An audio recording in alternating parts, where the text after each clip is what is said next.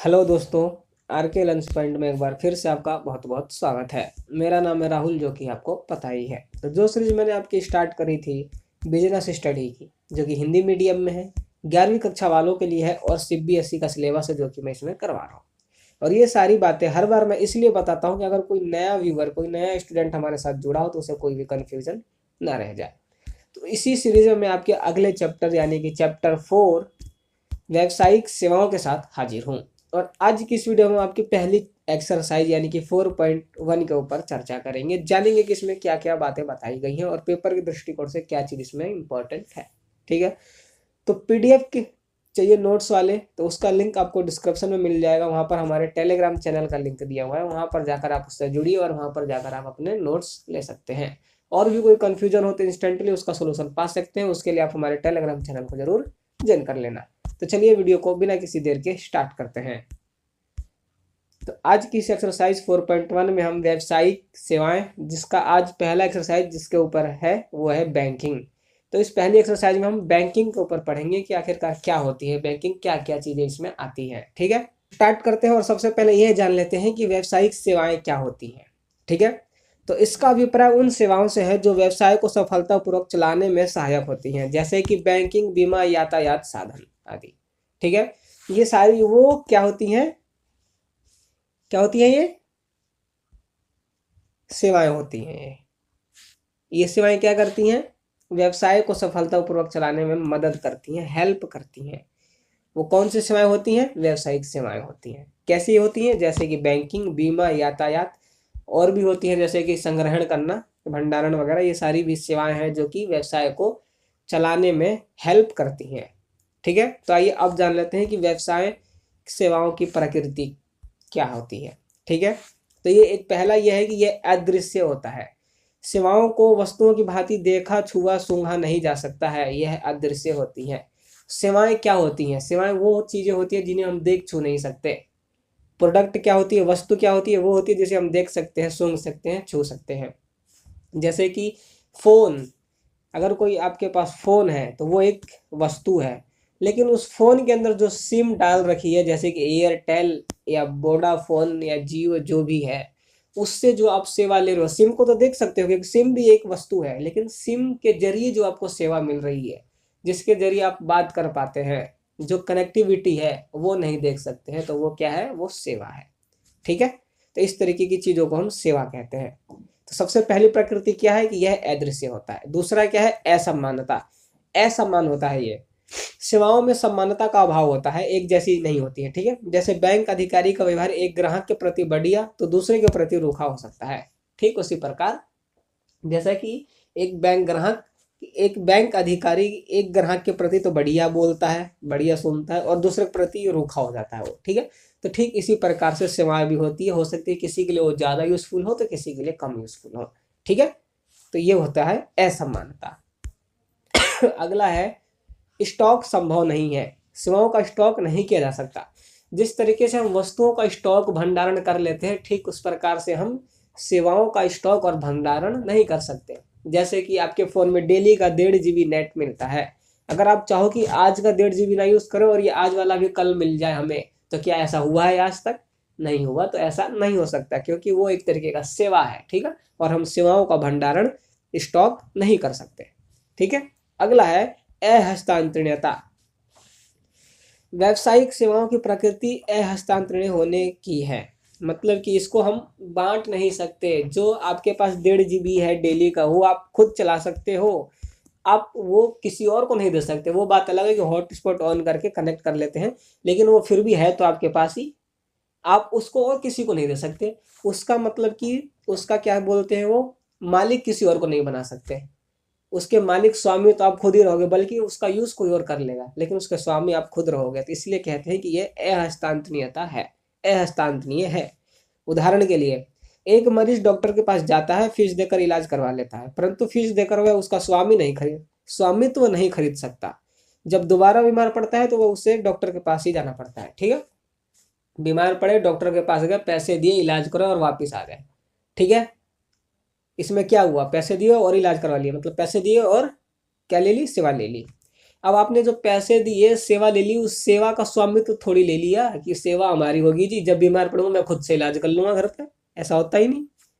ठीक है, ठीक उसी प्रकार से हम ये कहते हैं यहाँ पर कि हम सेवाओं के स्वामित्व को नहीं चेंज कर सकते, मतलब कि ये अहस्तांतरणीय होता है। अगर आपने एक बार ले ली तो वह आपका ही रहेगा। ठीक है, अगला है ग्राहक भागीदारी। सेवा का लाभ प्राप्त करने के लिए ग्राहक की भागीदारी आवश्यक है। अगर आप चाहते हैं कि आपको लाभ हो, उसके लिए आपको चीजें बेचनी पड़ेंगी, किसी को देना पड़ेगा, किसी से खरीदवाना पड़ेगा, तभी तो आपको लाभ होगा। ये सारी चीजें ग्राहक से क्या होता है, सफल मतलब कि संभव हो पाता है। क्योंकि जब तक किसी सेवा को हम पहुंचाएंगे नहीं, किसी को देंगे नहीं, तो उसके बदले में वो हमको कोई भुगतान करेगा नहीं, फिर हमें लाभ भी नहीं होगा। ठीक है, अगला है समकालीनता। सेवा की एक अहम विशेषता यह होती है कि इसमें उत्पादन और उपभोग दोनों साथ साथ चलते हैं। समकालीनता होती है, उत्पादन और उपभोग दोनों साथ साथ चलते हैं। ठीक है, तो ये कुछ हमारी क्या थी, इसकी हमारी प्रकृति थी जो हमने यहाँ पर पढ़ लिया। मैं आशा करता हूँ कि समझ में आ गया होगा। अन्यथा कोई भी समस्या आती हो, समझ में ना आया हो कुछ भी, तो कमेंट कर देना, जिससे मुझे पता चल सके। और इंस्टेंटली हमसे जुड़ना चाहते हो तो हमारे टेलीग्राम चैनल को ज्वाइन कर लेना, इसका लिंक आपको यहाँ डिस्क्रिप्शन में मिल जाएगा। तो आइए अब आगे बढ़ते हैं।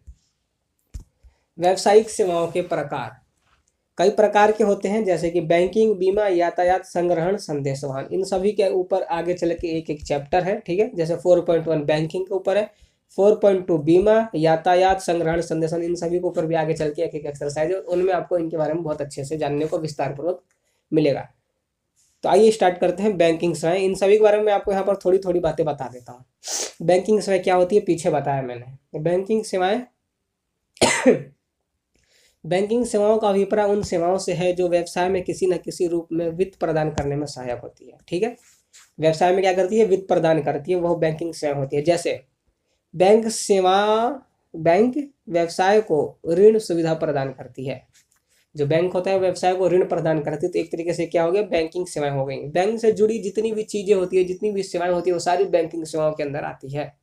उधार देना, ठीक है, लॉकर सुविधा उपलब्ध कराना, ड्राफ्ट सुविधा उपलब्ध कराना, जो भी चीजें अगर बैंक से जुड़ी हैं वो सारी चीजें क्या हो गई, बैंकिंग सेवाओं के अंदर आती हैं। लोन लेना, ठीक है, सारी चीजें बैंकिंग सेवाओं के अंतर्गत आती है। ठीक है, तो ये होता है हमारा बैंकिंग सेवा। अगला है बीमा सेवाएं। बीमा सेवा के अंतर्गत बीमा कंपनी एक निश्चित शुल्क लेकर व्यवसाय का जोखिम अपने ऊपर ले लेती है, जिससे व्यवसाय निश्चिंत हो जाता है। बीमा सेवा, इंश्योरेंस, ठीक है, क्या होता है इसमें कि बीमा वाली कंपनियां क्या करती हैं कि कुछ पैसे लेती हैं और जो व्यवसायी होता है उसका सारा जोखिम वो अपने ऊपर ले लेती है कि अगर आपके साथ कुछ भी घटना होती है तो इसकी भरपाई हम करेंगे। ठीक है, तो इससे क्या होता है कि व्यवसाय निश्चिंत हो जाता है और अपना व्यवसाय के ऊपर फोकस कर पाता है। लाइफ इंश्योरेंस भी होता है, ठीक है, हेल्थ इंश्योरेंस होता है, हर चीज़ के इंश्योरेंस आज होते हैं। ठीक है, मोबाइल फोन्स का भी इंश्योरेंस होता है। तो ये होती है हमारी बीमा सेवाएं। अगला है यातायात सेवाएं। ये तो बताने की चीज़ है नहीं, इसका तो डेली यूज़ करते हैं। इस सेवा का प्रयोग मुख्यतः कच्चे और तैयार माल, मनुष्य आदि को एक स्थान से दूसरे स्थान पर ले जाने के लिए किया जाता है। यातायात सेवा वो सेवा होती है जिसके माध्यम से मनुष्य को या कोई भी प्रोडक्ट हो, कुछ भी हो, किसी भी चीज़ को एक स्थान से दूसरे स्थान तक लाया ले जाया जाता हो, वही यातायात सेवाएं कहलाती हैं। अगला है संग्रहण। संग्रहण का अर्थ माल को व्यवस्थित ढंग से सुरक्षित रखने से है, मतलब कि जो भी हमने गुड्स तैयार करे हैं उनको अच्छे से व्यवस्थित और सुरक्षित तरीके से रखना क्या कहलाता है, संग्रहण भंडारण कहलाता है। वस्तुओं के उत्पादन एवं उपभोग का समय अलग अलग हो सकता है, अतः इनको भंडारण करके रखना आवश्यक है। जैसे सर्दी आ गई तो सर्दियों में अब गर्म कपड़ों की जरूरत होती है, तो क्या ये जरूरी है कि जब सर्दी आएगी तभी वो कपड़े बनेंगे? तब तो नहीं बन सकते, पहले ही बना के रखना पड़ेगा ना, इसलिए भंडारण करा जाता है। अगला है संदेश वाहन। इसका अभिप्राय एक व्यक्ति से दूसरे व्यक्ति तक संदेश पहुंचाना व समझाना है। संदेश वाहन का मतलब क्या होता है, अपनी बातों को दूसरे व्यक्ति तक पहुंचाना, केवल पहुंचाना ही नहीं, वो बात उसको समझाना भी क्या कहलाता है, संदेश वाहन कहलाता है। इन सभी चीज़ों के ऊपर आगे चल के एक एक एक्सरसाइज है, जैसा कि मैंने बताया, उन सभी एक्सरसाइजों में इन सभी के ऊपर विस्तार पूर्वक चर्चा करेंगे। तो आइए अभी फिलहाल आगे बढ़ते हैं। अब हमारी आज की जो एक्सरसाइज है वो है बैंकिंग सेवाएं। इसके ऊपर हम अब यहाँ से स्टार्ट करते हैं। तो बैंक वह संस्था है जो लाभ प्राप्त करने के उद्देश्य से जमा स्वीकार करती है, जिसका चेक द्वारा भुगतान किया जाता है तथा जो लोगों को ऋण और अग्रिम देती है। ठीक है, बैंक क्या करती है, लाभ प्राप्त करने के उद्देश्य से जमा स्वीकार करती है, चेक द्वारा उसका भुगतान किया जाता है और लोगों को ऋण और अग्रिम देती है। ठीक है, जो बैंक आपका जमा स्वीकार करती है उस पर कम आपको देती है, क्या देती है, इंटरेस्ट। और जो बैंक दूसरों को जो ऋण प्रदान करती है उसके ऊपर वो क्या करती है, ज्यादा ऋण लेती है। ठीक है, तो ये बैंक का कार्य होता है, उद्देश्य लाभ प्राप्त करना इसका होता है। कितने प्रकार के होते हैं तो देख लेते हैं। 2 प्रकार के होते हैं, स्वामित्व के आधार पर। ठीक है, स्वामित्व के आधार पर होता है और दूसरा होता है आपका कार्यों के आधार पर। तो सबसे पहले हम स्वामित्व के आधार पर पढ़ेंगे। सार्वजनिक क्षेत्र के बैंक, स्वामित्व के आधार पर वर्गीकरण कर रहे हैं, तो सबसे पहला क्या है, सार्वजनिक क्षेत्र के बैंक। सार्वजनिक क्षेत्र के बैंक वे बैंक हैं जिनका कम से कम 51% स्वामित्व सरकार के पास होता है, सरकार ही इन्हें नियंत्रित करती है। भारत में सन 1969 में 14 तथा सन 1980 में 6 बैंकों का राष्ट्रीयकरण किया गया। तो भारत में सन 1969 में 14 बैंक और 1980 में 6 बैंकों का क्या किया गया, राष्ट्रीयकरण किया गया। ठीक है, तो ये क्या है, ये सारे के सारे सार्वजनिक क्षेत्र के बैंक हैं। ठीक है, अगला चलते हैं। अगला है निजी क्षेत्र के बैंक। निजी क्षेत्र के बैंक वे बैंक हैं, यहाँ पर के नहीं, ये वे होगा, यहाँ पर मिस्टेक हो गया। ठीक है, निजी क्षेत्र के बैंक वे बैंक हैं जिन पर निजी क्षेत्र या व्यक्तियों का स्वामित्व होता है, वही इनका संचालन करते हैं। प्राइवेट बैंक और गवर्नमेंट बैंक के बारे में आप बहुत अच्छे से जानते हैं कि जो प्राइवेट बैंक होता है वो ज़्यादा क्या करता है, ऋण लेता है। अगर उससे लोन लोगे तो हो सकता है भाग भी जाए, कई बार हो चुके हैं ऐसे। ठीक है, और जो गवर्नमेंट बैंक होता है उसमें क्या होता है कि कम इंटरेस्ट पे आपको लोन मिलता है और वो कभी भागती नहीं है, आपके साथ कोई भी फ्रॉड नहीं होता है। तो प्राइवेट और निजी सरकारी सभी बैंकों के बारे में आप अच्छे से जानते हो, फिर भी मैं थोड़ा थोड़ा बातें बता रहा हूँ ताकि आप अच्छे से समझ सकें। अगला है सहकारी बैंक। सहकारी बैंक होता है कोऑपरेटिव बैंक जिसे बोलते हैं। ठीक है, सहकारी बैंक वे बैंक है जिनका संगठन कुछ व्यक्ति मिलकर करते हैं, यह लोग ही इसका संचालन करते हैं। इन बैंकों का उद्देश्य अपने सदस्यों की सहायता करना होता है। ठीक है, इसका क्या करता है, कुछ लोगों का संगठन होता है, जो कुछ व्यक्ति मिलकर इनका संगठन करते हैं, संगठित करते हैं इसे, और ये लोग ही क्या करते हैं, इसका संचालन करते हैं। इनका उद्देश्य क्या होता है, इन बैंकों का सदस्यों की सहायता करना। कमेटी वगैरह आपने सुनी होगी। ठीक है, तो वही चीज़ है। अगला है, अब आगे चलते हैं, अगला है कार्यों के आधार पर वर्गीकरण। हमने अभी किसके आधार पर किया, स्वामित्व के आधार पर। स्वामित्व का मतलब कि उसका स्वामी कौन है। जैसे सार्वजनिक बैंक का स्वामी सरकार होती है, निजी का प्राइवेट खुद उसके कुछ लोग होते हैं, और सहकारी की कुछ व्यक्तियों का संगठन होता है जो कि उसका स्वामी होता है और वही उसका संचालन भी करते हैं। बात समझ में आई यहाँ तक। अब बात कर लेते हैं कार्यों के आधार पर। पहला है वाणिज्यिक अथवा व्यापारिक बैंक। यह बैंक जनता का धन जमा के रूप में स्वीकार कर गए निर्माताओं तथा व्यापारियों को अल्पकालीन व मध्यकालीन ऋण प्रदान करते हैं। यह बैंक क्या करता है, जनता से जो जनता का धन होता है वो जमा के रूप में स्वीकार कर लेता है और निर्माताओं और व्यापारियों को अल्पकालीन और क्या करता है, मध्यकालीन ऋण प्रदान करता है। इसके अतिरिक्त यह बैंक अपने ग्राहकों के लिए कई प्रकार की एजेंसी कार्य भी करते हैं। ये अपने ग्राहकों के लिए कई प्रकार की एजेंसी कार्य भी करते हैं। ठीक है, आगे बढ़ते हैं। अगला है औद्योगिक विकास बैंक। औद्योगिक विकास बैंक। औद्योगिक विकास बैंक वे बैंक होते हैं जो लोगों को मध्यकालीन एवं दीर्घकालीन ऋण देते हैं। औद्योगिक विकास बैंक कौन से होते हैं, वो बैंक होते हैं जो मध्यकालीन और दीर्घकालीन ऋण देते हैं। इससे पहले वाला था जो वाणिज्यिक बैंक, वाणिज्यिक अथवा व्यापारिक बैंक, वो क्या था, अल्पकालीन और मध्यकालीन ऋण देता था। अब जो औद्योगिक विकास बैंक है ये मध्यकालीन और दीर्घकालीन ऋण देता है। यह बैंक नई नई औद्योगिक इकाइयों को स्थापित करने में सहायता करता है। ठीक है, यह कंपनियों के अंशों ऋण पत्रों को बिकवाने में मदद करता है तथा स्वयं भी खरीदता है। क्या करता है, कंपनियों के अंशों को खरीदना बेचने में मदद करता है और ये खुद भी उन ऋणों को अंशों को खरीदता है। ठीक है, मेन बात इसमें यह है कि यह मध्यकालीन और दीर्घकालीन ऋण प्रदान करता है, और कंपनी के अंशों को क्या करता है, बिकवाने में मदद करता है और खुद भी खरीदता है। अगला है कृषि बैंक। कृषि बैंक वे बैंक है जो मुख्यतः कृषि कार्यों के लिए ऋण प्रदान करते हैं। कृषि में बीज, खाद आदि क्रय करने के लिए अल्पकालीन तथा भूमि, ट्रैक्टर आदि क्रय करने के लिए दीर्घकालीन ऋण की आवश्यकता होती है। इस क्षेत्र को ऋण देने वाले बैंकों को दो भागों में बांटा गया है। पहला, सहकारी बैंक। ये सहकारी बैंक वही पीछे वाला आगे जो मैंने बताया, जिसके स्वामी कुछ लोग होते हैं जो कि खुद से क्या करते हैं, इनका संगठन करते हैं और इसका संचालन भी करते हैं। इनका उद्देश्य होता है अपने ग्राहकों की क्या करना, अपने सदस्यों की क्या करना, सहायता करना। ठीक है, तो ये सहकारी जो बैंक होता है ये आपको अल्पकालीन ऋण प्रदान करते हैं। और दूसरा होता है भूमि विकास बैंक, लैंड डेवलपमेंट बैंक, जो कि दीर्घकालीन ऋण प्रदान करते हैं। ठीक है, तो ये कृषि बैंक के अंतर्गत आते हैं सारे। ठीक है, जिससे कि किसानों की सहायता हो सके। अब आगे बढ़ते हैं और अगला है क्षेत्रीय ग्रामीण विकास बैंक। क्षेत्रीय ग्रामीण बैंक, क्षेत्रीय ग्रामीण बैंक, इन बैंकों की स्थापना 1975 में ग्रामीण क्षेत्र में बैंकिंग सुविधा बढ़ाने के लिए की गई। इन बैंकों में सहकारी तथा व्यापारिक बैंक दोनों की विशेषताएं पाई जाती हैं। इन बैंकों की स्थापना 1975 में की गई थी ताकि ग्रामीण क्षेत्रों में बैंकिंग सुविधाओं को बढ़ाया जा सके। इस बैंक में सहकारी और व्यापारिक दोनों बैंकों की विशेषताएं पाई जाती हैं। ठीक है, सहकारी जो अल्पकालीन ऋण प्रदान करता है और व्यापारिक जो मध्यकालीन ऋण प्रदान करता है।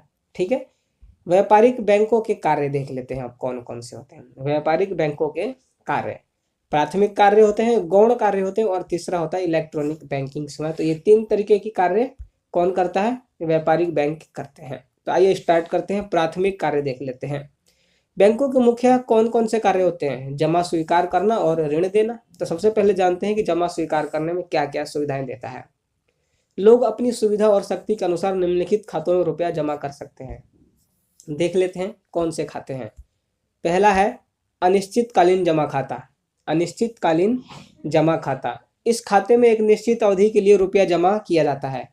जमाकर्ता को रकम की रसीद दे दी जाती है, निश्चित अवधि के बाद उसको ब्याज सहित उसका रकम लौटा दिया जाता है।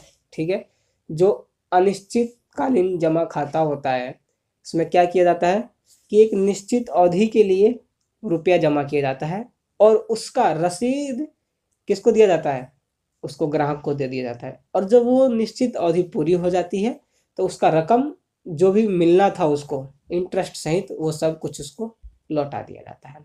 ठीक है, बहुत सारी स्कीम्स सुनी होंगी कि इतने पैसे जमा करो और इतने सालों बाद आपको इतना पैसा मिलेगा, तो ये वही है अनिश्चितकालीन जमा खाता।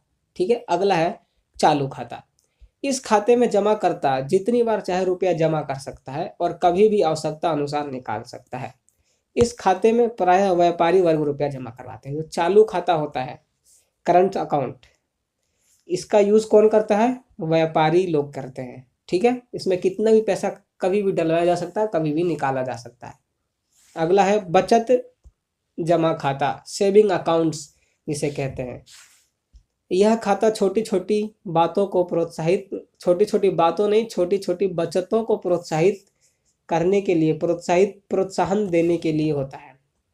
इसमें जो छोटी छोटी बचतें होती हैं, जो कि बहुत सारे लोग होते हैं जिनका ज़्यादातर सेविंग अकाउंट ही होता है, जो कि छोटी छोटी अपनी डिपॉजिट्स को इसमें क्या करती हैं, जमा करवाती हैं और उसके ऊपर जो इंटरेस्ट मिलता है उनको ही ये प्रोत्साहित करता है।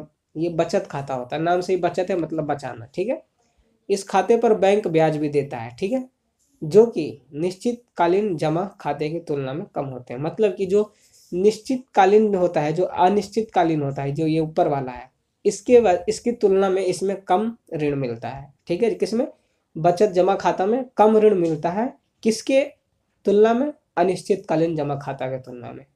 ठीक है, अगला है आवर्ती जमा खाता।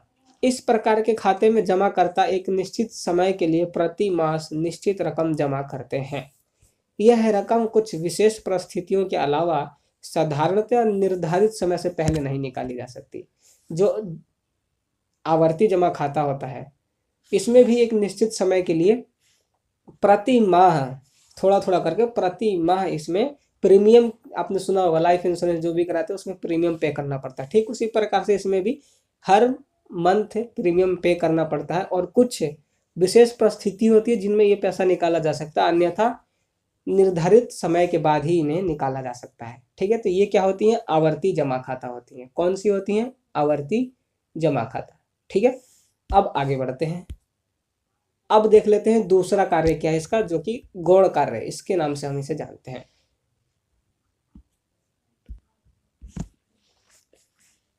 बैंक प्राथमिक कार्यों के अतिरिक्त कई गौण कार्य भी करते हैं, जैसे एजेंट के रूप में और सामान्य उपयोगिता के कार्य भी करते हैं। तो सबसे पहले जानते हैं कि एजेंट के रूप में कौन से कार्य करता है। बैंक अपने ग्राहकों के लिए विभिन्न तरीकों से एजेंट के कार्य करता है। कैसे करता है, विभिन्न मदों का एकत्रीकरण और भुगतान। विभिन्न मदों का मतलब समझते हो, मद का मतलब जो भी आपके जमा है, चेक वगैरह, उन सभी का एकत्रीकरण करना और उनका भुगतान करना। ठीक है, प्रतिभूतियों की खरीद तथा बिक्री, जो भी शेयर से उनको खरीदना बेचना एजेंट द्वारा किया जाता है। किसी को पैसा भेजना है तो वो भी एजेंट द्वारा किया जाता था। विदेशी मुद्रा का क्रय विक्रय करना एजेंट द्वारा किया जाता है। बैंक ड्राफ्ट की सेवाएं देना भी एजेंट द्वारा किया जाता है। ऋण दिलवाना, लोन वगैरह लेना है तो उसका भी कार्य एजेंट करते हैं। कोई पॉलिसी करानी है, कोई पॉलिसी करानी है, चाहे वो लाइफ इंश्योरेंस हो, चाहे कुछ भी हो, हेल्थ इंश्योरेंस हो, कुछ भी हो, वो भी एजेंट द्वारा ही कराया जाता है। तो ये सारे कार्य हैं जो कि एजेंट के रूप में बैंक करवाता है। ठीक है, ये गौण कार्य के अंतर्गत आते हैं। अब आगे बढ़ते हैं। अगला है सामान्य उपयोगिता की सेवाएं कौन कौन सी होती हैं। सामान्य उपयोगिता की सेवाएं भी होती है, जैसा कि मैंने बताया था अभी। कौन कौन सी होती हैं, लॉकर की सुविधा दी जाती है। अगर आपके पास हीरे जवाहरात सोने चांदी हैं, आप लॉकर की सुविधा ले सकते हैं। यात्री चेक साख प्रमाण पत्र इनके द्वारा प्रदान किया जाता है। व्यापारिक सूचनाएं और आंकड़े देना, मतलब कि व्यापारिक क्या चल रहा है बाजार में, ठीक है, क्या इसकी स्थिति है, इन सभी के बारे में आंकड़े और इनकी जानकारी देती है ये। तो ये क्या है, सामान्य उपयोगिता की सेवाएं हैं, जो कि ये गौण सेवाओं के अंतर्गत, गौण कार्य के अंतर्गत आते हैं। ठीक है, तो ये हमने यहाँ पर पढ़ लिया। अब आगे बढ़ते हैं। अगला कौन सा है, इलेक्ट्रॉनिक बैंकिंग सेवाएं, जो कि लास्ट है इस एक्सरसाइज का। आइए जान लेते हैं क्या होता है। इसका अभिप्राय वित्तीय व्यवहारों को कंप्यूटराइज पद्धति से पूरा करना है। यह निम्न प्रकार की सेवाएं देता है। क्या देता है, निम्न प्रकार की सेवाएं देता है।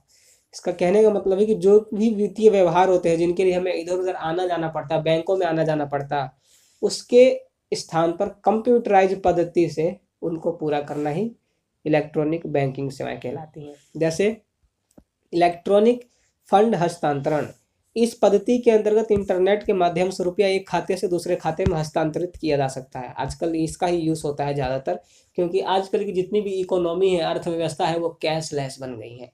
डिजिटल पेटीएम होते हैं, डिजिटल पेमेंट्स होते हैं, पेटीएम का नाम आता है, फोन पे, गूगल पे, बहुत सारे ऐसे माध्यम आ चुके हैं जिनसे हम क्या करते हैं, इंटरनेट के माध्यम से अपने पैसे को यहाँ से वहाँ भेजते हैं।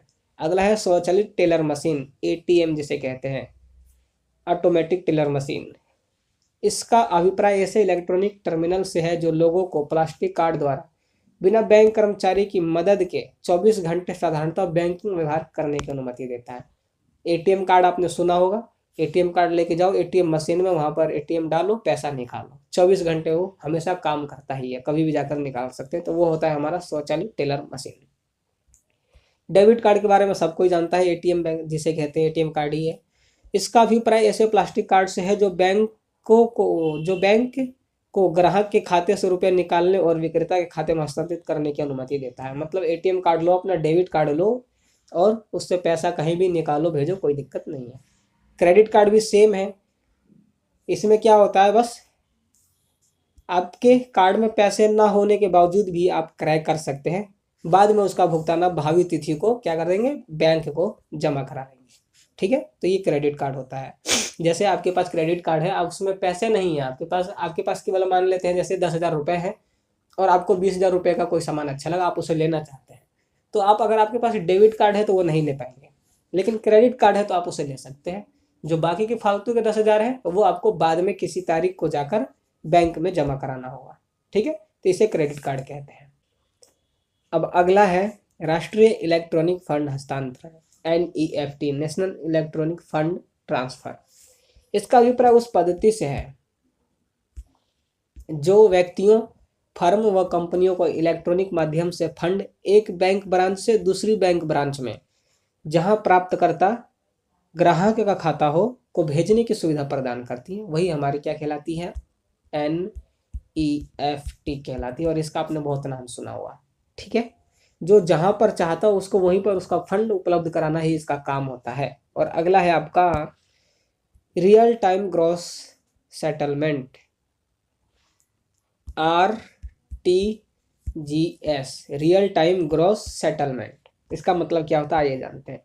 यह एक बैंक से दूसरे बैंक में फंड हस्तांतरित करने की ऐसी पद्धति है जिसके अंतर्गत रियल टाइम व ग्रॉस के आधार पर फंड हस्तांतरित किए जाते हैं। रियल टाइम का मतलब अभी आपने 10 बजे कहीं से पैसे मंगवाए, RTGS। अगर आपने किसी से RTGS करवाया तो अगर आपने वो 10 बजे करवाया है तो आपके अकाउंट में वो 10 बजे तुरंत आ जाएगा। रियल टाइम मतलब जब भी ट्रांसफर करोगे तुरंत उसी टाइम पे आपके अकाउंट में ये पैसा आ जाता है। ग्रॉस का मतलब यह है यहाँ पर कि अगर आपको कोई भी समस्याएं आती हैं, जरूरी नहीं कि उन सबका ग्रुप बना लिया जाए और फिर उसका समाधान किया जाए। अगर आपको तुरंत कोई यहाँ पर प्रॉब्लम आती है, कोई समस्या आती है, तो तुरंत उसी टाइम उस समस्या को सॉल्व किया जाएगा, ठीक है। मतलब हर समस्या को उसी टाइम पे ही सॉल्व कर दिया जाता है, बाद में इकट्ठा नहीं किया जाता कि एक साथ ग्रुप बना के करेंगे, ठीक है, ऐसा नहीं है। इसीलिए इसमें लिखा हुआ है, क्या लिखा हुआ है, रियल टाइम और ग्रॉस के आधार पर फंड हस्तांतरित किए जाते हैं। जब जिस टाइम मंगाएंगे ठीक उसी टाइम पे ही आपके पास पैसा मिल जाएगा, ठीक है। अगर कोई समस्या आती है तो तुरंत उसका समाधान सोल्यूशन दिया जाएगा। तो ये होता है आपका RTGS, ठीक है। अगर आप अभी दुबई में हैं, इंडिया में किसी को पैसा भेजना चाहते हैं तो बिना किसी रुकावट के भेज सकते हैं, तुरंत आ जाते हैं। तो ये हमारा क्या होता है, RTGS होता है। तो ये थी हमारी कुछ बैंकिंग सेवाएं जो कि मैंने यहाँ पर बताई। मैं आशा करता हूँ कि समझ में आ गया होगा। कोई भी कंफ्यूजन हो तो बताने से चूके नहीं, तुरंत कमेंट कर दें, ठीक है। नोट्स के PDF लेने के लिए शुरू में भी मैंने बताया था, हमारे टेलीग्राम का चैनल जो है कि लिंक में यहाँ पर डिस्क्रिप्शन में उसका लिंक दिया हुआ है। तो फटाफट जाकर हमारे टेलीग्राम चैनल से जुड़े, अपने क्वेश्चंस के आंसर पाएँ, अपनी समस्याओं का समाधान पाएँ और साथ में नोट्स के PDF भी पाएँ। तो आज की वीडियो में बस इतना ही। अगर अभी तक आपने हमारे चैनल को सब्सक्राइब नहीं किया हो तो सोच क्या रहे हो, सब्सक्राइब करो और नोटिफिकेशन बेल को ऑल पर सेट कर लो ताकि नोटिफिकेशन से मिस ना रहना पड़े। कमेंट कर देना, जो भी समस्याएं आती है, पूछना चाहते हो, कुछ बताना चाहते हो तो बिना सोचे समझे कमेंट कर देना। लाइक कर देना वीडियो अच्छी लगी हो तो, और अपने दोस्तों के साथ भी शेयर करना जो बिजनेस स्टडी को हिंदी में पढ़ना चाहते हैं। तो आज की वीडियो में बस इतना ही। बहुत जल्द आपके साथ अगली एक्सरसाइज के साथ अगली वीडियो में मिलूंगा। तब तक के लिए गुड बाय, जय हिंद और जय भारत।